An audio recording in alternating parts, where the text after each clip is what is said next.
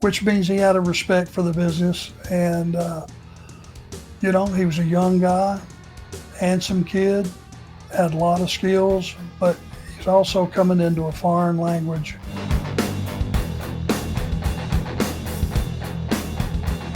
Probably starting about 10. Yeah, 10 10 a.m. a.m. Yeah. Okay. All right. Listen, I want to hear in the chat, and super chat's the best way.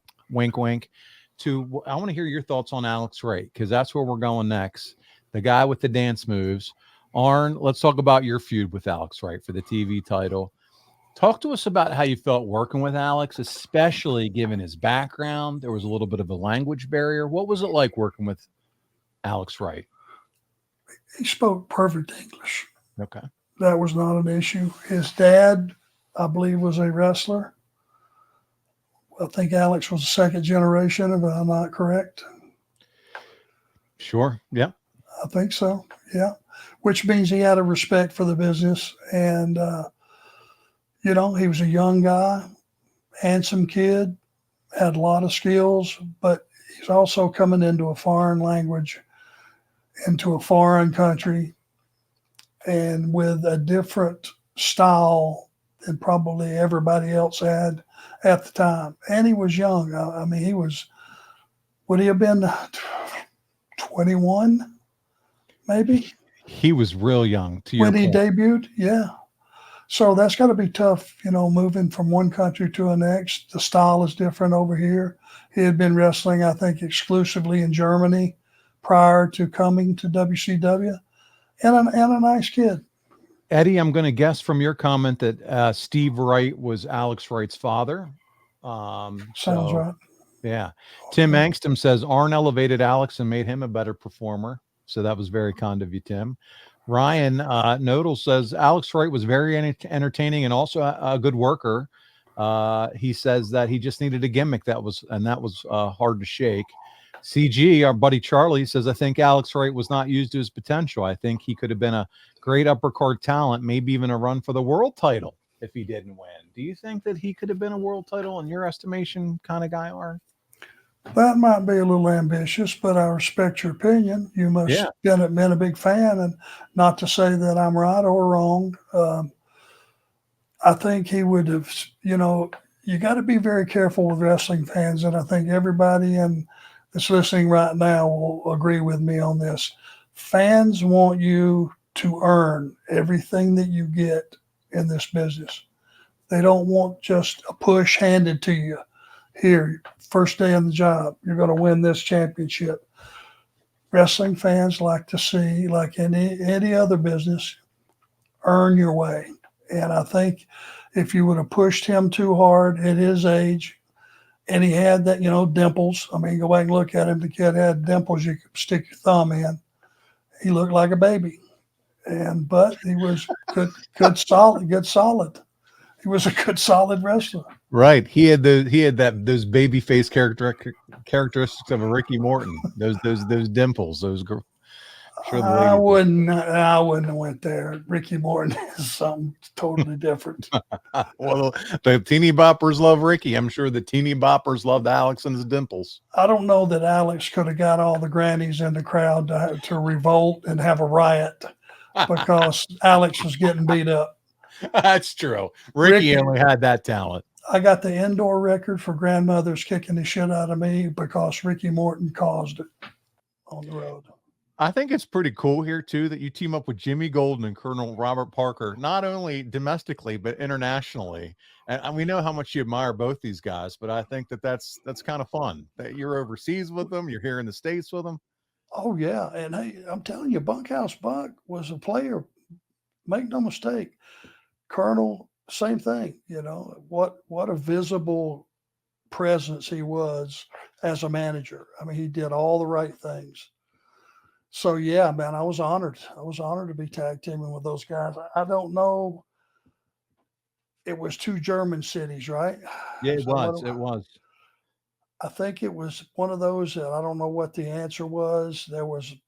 I do faintly remember, the card wasn't red hot. It was just names against names. If you think Yeah, it was about it, probably like, let's draw him on a couple of stars, Sting, and you know what I mean? Hope to get him out that way, especially without Hogan you and know, some of your key players that didn't make the trip. I've always been of the proponent that you can have names, but if you don't have angles and it's just matches, that's not as appealing as having angles off of television that they know the storyline. Arn, you just said so much there in that 30-second answer. You need stories. Storytelling is so important. I feel that way. Mm. You can ask wrestling fans how they feel, but I think if you've got an ongoing angle from television, that is better, even if it's on a lower place on the card, than just having guys that are maybe upper middle guys against each other, but no story. Are you of the opinion, since we're here, let's talk about it. Does every match on the card or every match on the card, does it need a story, or is it okay to have some with stories and some are just going to be some nice matchups? Can't have them all. Okay. And you shouldn't try to have them all, but you should certainly have your last 3 or 4 matches have a story. Have a meaning. Yep. And you can have the first 4 just be good matchups from a chemistry standpoint. It's just going to be wind up the crowd. Well done, match. Who was Alex Wright with? Bobby Eaton? Yes. Yeah. You can bet your ass that was a hell of a match. Oh yeah. But with no build up probably. And Alex was he would have been the home guy. I'll just give you an example. He was from Germany. His dad wrestled in Germany. He was brought up in Germany. When you put him in maybe a feature match for a title? You would think so, right? Put all the shine on him while you're in Germany. Why not? Not that Bobby Eaton's not a great opponent and a but great performer, but put something. There was nothing probably at stake. If you were ever going to put a spotlight on Alex Wright, that would have been the time to do it. Of course it would. Yeah. And it would be, you'd have to ask whoever was in charge at the time why you didn't, but he's a homeboy. He is home turf. He wrote first about my favorite spot ever, the fake punch into a DDT on Alex Wright. It was smart, it was simple, it was effective, and I popped like I had just watched Chipper hit a walk-off home run. Was this a spur of the moment thing or something that you had been around on house shows and finally made it to TV? And I just want to give a little context around this for those that don't remember this spot. It was WCW Slamboree. It was from May 21st, 1995. Arn, you acted like you were going to punch him. He ducked down, and when he went down for that fake punch, you just cinched him in and drilled him with that DDT. Was that on the fly, or was that planned, or what was that about? Well, it had happened a previous night. We were working a house show loop, and I literally went to punch him in the mouth, and he literally ducked. And he started coming out of it kind of slow, like, I dodged a bullet, and I went, well, that feels a little awkward now, but what if I put something behind that if it ever comes up again? Very next night, because he got a nice reaction, like a chicken shit reaction from the audience, like the first time he ducked to get out of. Anytime in our business that you can avoid contact, it always gets a nice chicken shit reaction. And I thought, well, I could snatch him on a DDT right there, and we just kind of did it on the fly. And when we got to the back, he went, what was that? I said, worked, didn't it? He said, yes, very effective. So it was just kind of thrown in there on the fly, and it absolutely worked. And enough people saw it that it became iconic, and people remember.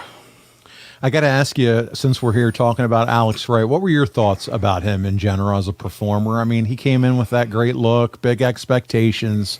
What were your thoughts on Alex Wright as a performer? Well, I thought Alex had a huge upside. He was a handsome kid. He was really young. He was foreigner, he's German, so he had an accent, which made him, different. He had a lot of things going for him. I'm thinking maybe the timing wasn't just perfect. There were a lot of new characters getting brought into WCW, and he kind of got caught up in the, all those different ones. If you go back and think about him, how many people got the Karate Guy, Glacier, Mortis, Yo Baby, Yo Baby, Yo. Yeah. PM News. Yeah.